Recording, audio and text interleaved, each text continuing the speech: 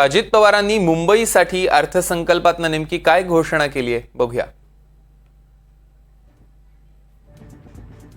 प्रदेश हे आंतरराष्ट्रीय दर्जाचे आर्थिक विकास केंद्र म्हणजेच ग्रोथ हब म्हणून विकसित करण्याचा निर्णय घेण्यात आला आहे।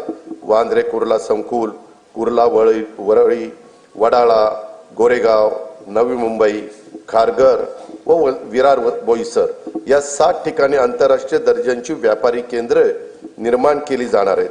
त्यामुळे मुंबई महानगर प्रदेशाची अर्थव्यवस्था सध्या $140 बिलियन वरून सन 2030 पर्यंत $300 बिलियन तर सन 2047 पर्यंत $1.5 ट्रिलियन पर्यंत नेण्याचं उद्दिष्ट आहे। दरम्यान यंदाच्या अर्थसंकल्पातनं शेतकऱ्यांसाठी बळीराजासाठी नेमकी काय तरतूद आहे बघूया।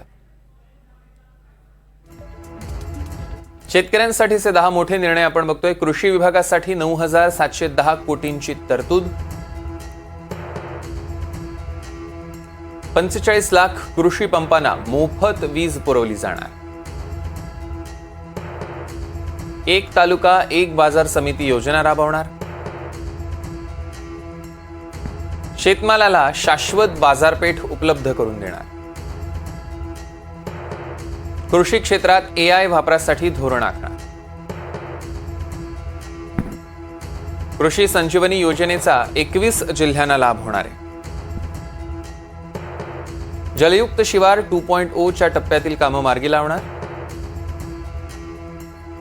तर नानाजी देशमुख कृषी संजीवनी प्रकल्पासाठी 351 कोटींची तरतूद, जलसंधारण विभागाला 4,247 कोटींचा निधी,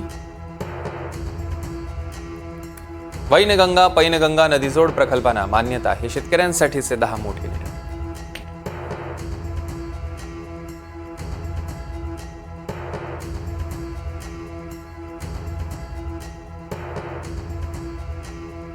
शेती आणि शेतकरी हा आपल्या जीवनाचा मूलाधार आहे। त्यांच्याबद्दल कृतज्ञता व्यक्त करून मी आता शेती आणि शेती संबंधी क्षेत्राच्या योजना आणि तरतुदीकडे वळतो। नानाजी देशमुख कृषी संजीवनी प्रकल्पाचा दुसरा टप्पा 21 जिल्ह्यातील 7,201 गावांमध्ये राबवण्यात येत असून या प्रकल्पासाठी सन 2025-26 मध्ये 351 कोटी 42 लाख रुपयाचा नियतव्यय प्रस्तावित आहे। कृषी क्षेत्रामध्ये कृत्रिम बुद्धिमत्ता अत्याधुनिक तंत्रज्ञानाचा वापराचं धोरण आखण्यात येत आहे।